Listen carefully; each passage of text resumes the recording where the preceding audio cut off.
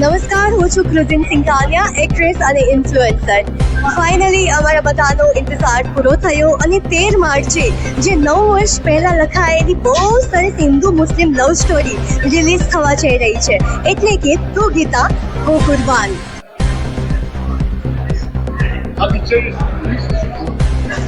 Movie વિશે તો એટલું જ કહીશ કે આ મૂવીમાં કોન્ટ્રોવર્સી, સસ્પેન્સ, થ્રિલર, ટ્રેજેડી, લવ અને એમ કહેવાય કે તમે જે મૂવીનો જે લાસ્ટ સીન જોશો ને તો તમને જે એક ટ્વિસ્ટ દેખાશે કે આવું તો કઈ રીતે થઈ ગયું.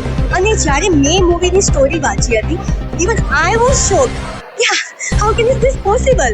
બટ બહુ જ સરસ મૂવી છે, ફેમિલિયર મૂવી છે, કોન્ટ્રોવર્સી કહી શકાય, પણ જે અમારો મતભેદ અથવા તો ઊંચ નીચ અથવા તો કોઈ જ્ઞાતિને લઈને, કોઈ વિવાદને લઈને આપણે કોઈ એવું મહત્ત્વ આપેલું નથી.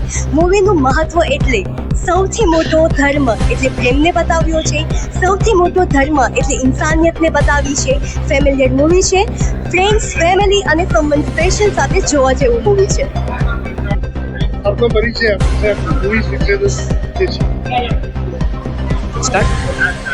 તો કેમ છો અમદાવાદ વાસીઓ? હું છું આપનો શિવ ઉપાધ્યાય. હું ભાવનગરથી બિલોંગ કરું છું. અમારું ફર્સ્ટ મૂવી તું ગીતા હું કુરબાન જે 13મી માર્ચે રિલીઝ થઈ રહ્યું છે, તેના આજે અમે પ્રીમિયરમાં છીએ અને તે તમે જોઈ શકો છો કે કઈ રીતના અમે આ બધું કરી રહ્યા છે. તમે જુઓ અને 13મી માર્ચે ભૂલતા નહીં તું ગીતા હું કુરબાન જોવાનું, જે નજીકના થિયેટરમાં આવી જાય છે.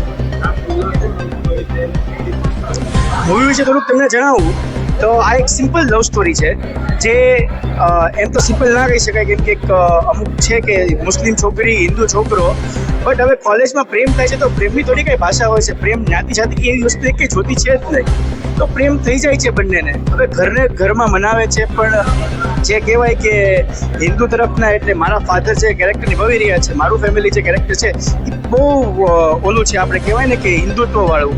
અને મુસ્કાનનું જે ફેમિલી છે એ આમ કહેવાય ને કે આમ કોમેડિયન તરફ કટ્ટર કહેવાય છે, એ રીતના છે. તો છતાં પણ અમે બનાવવાની ટ્રાય કરીએ છીએ. થોડીક આમાં એક્શન છે, રોમેન્સ છે, ઇમોશન્સ છે અને એક સસ્પેન્સ બહુ મોટું છે, જે એન્ડમાં તમને ખબર પડશે કે કયું સસ્પેન્સ એવું છે કે જે તમને અરે આ એક્શન આ સસ્પેન્સ છે આવી વસ્તુમાં, તમે ચોક્કસપણે જોવા જજો. 13મી માર્ચ ભૂલાય નહીં તું ગીતા હું કુરબાન.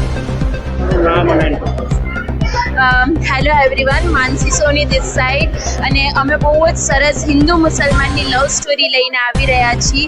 13મી માર્ચે રિલીઝ થવાનું છે તું ગીતા હું કુરબાન.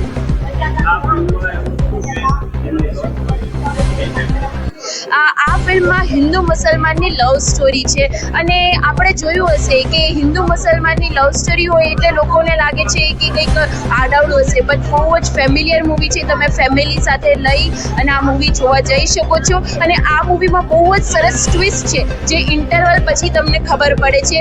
તો ટ્રેજેડી છે, કોમેડી છે, એક્શન છે, રોમેન્સ છે, બધું જ છે આ મૂવીમાં. એમ કહી શકું કે ઓલ ઇન વન મૂવી છે. નામ અને પરિચય અને આ પિક્ચરનો તમારો રોલ અને પિક્ચરના શૂટિંગ દરમિયાનનો તમારો અનુભવ. નમસ્કાર, હું રતન રંગવાણી. તું ગીતા હું કુરબાનમાં મારું કેરેક્ટરનું નામ છે સલીમ, અને આ ફિલ્મમાં એક્જી પિક્ચર્સની ફિલ્મ છે. ભાવેશ ગોરસિયા ડિરેક્ટર છે, માસ્ટર રાણાનું મ્યુઝિક છે. અને ખરેખર આ ફિલ્મમાં હિન્દુ મુસ્લિમના ભાઈચારાનો જે એક મેસેજ સરસ મજાનો આપ્યો છે, તો દરેક પ્રેક્ષકોએ આ ફિલ્મ જોવી જોઈએ અને આ ફિલ્મને વધારવી જોઈએ. જય માતાજી. ચોક્કસ. થિયેટરમાં જેમ કે હું થિયેટર આર્ટિસ્ટ છું, ત્યાં બધા મને ટીનાના નામથી ઓળખે છે, સ્ક્રીન પર મને ઝારાના નામથી ઓળખે છે, પણ આ મૂવીમાં હું સલીમ ખાનની બેગમ છું. અને હરેશભાઈ સાથે આ કામ કરવાનો મોકો મળ્યો. પહેલાં પણ એમની સાથે એક મૂવી કરી ચૂક્યા છે અમે લોકો, ઈશ્વર ક્યાં છે, એમાં બહુ મજા આવી હતી. અને આ મૂવી જે કોન્સેપ્ટ છે એ એકદમ જોરદાર કોન્સેપ્ટ છે, જે હિન્દુ મુસ્લિમના ભાઈચારાની વાત આમાં કરવામાં આવી છે. જે બંનેના જે ડિફરન્સીસ બતાવે છે, જે ડિફરન્ટ કલ્ચર્સનું જે આમાં બતાવ્યું છે કોન્સેપ્ટ, એન્ડમાં બધું સોલ્વ થઈ જાય છે. અને આ જે મેસેજ છે અમે લોકો સોશિયલી પહોંચાડવા માંગીએ છીએ.